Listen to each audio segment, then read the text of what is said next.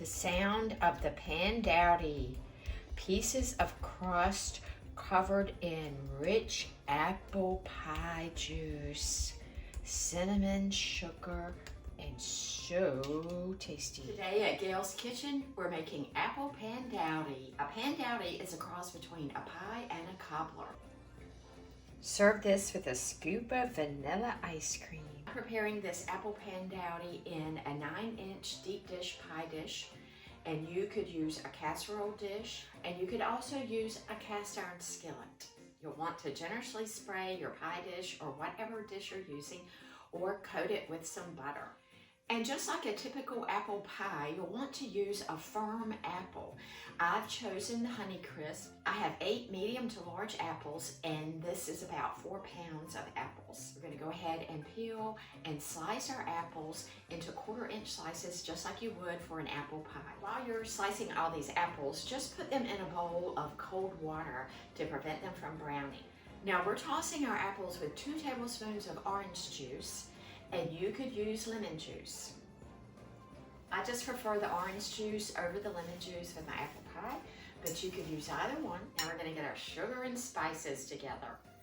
So you're going to add 1/3 cup of granulated sugar and 1/3 cup of firmly packed brown sugar, light brown sugar, a 1/2 teaspoon of salt, 2 teaspoons of cinnamon. If you like nutmeg, add 1/8 to 1/4 teaspoon of nutmeg. And for thickener, we're adding 3 tablespoons of flour. If you have cornstarch, you would use 1/2 as much. And let's just give this a toss. This is actually my favorite apple pie recipe.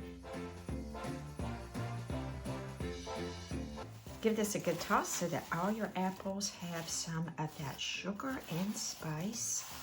This pie dish is going to be piled high with apples, and that's what I love. So if you want to use a 10-inch cast iron skillet, this recipe works great for that. Now we're not going to roll our pie crust into a circle per se, and we're going to cut this into squares.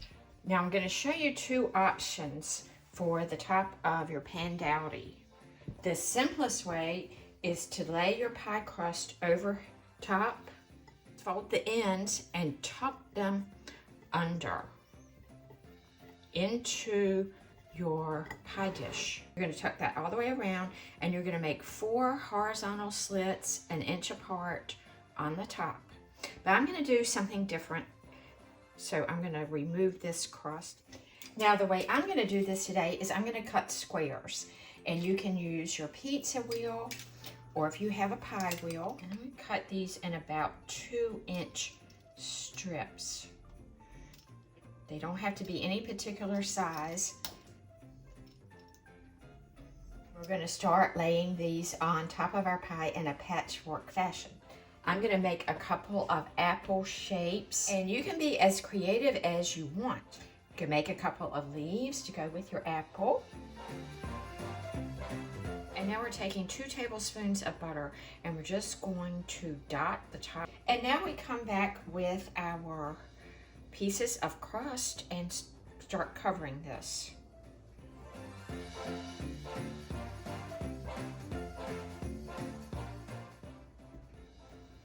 So you see there are holes in there, and so as this cooks, the juice from the apple is going to come up over this and kind of make it a little bit crispier, and I just love that. I think that looks so beautiful. So we're going to brush this with a couple tablespoons of milk.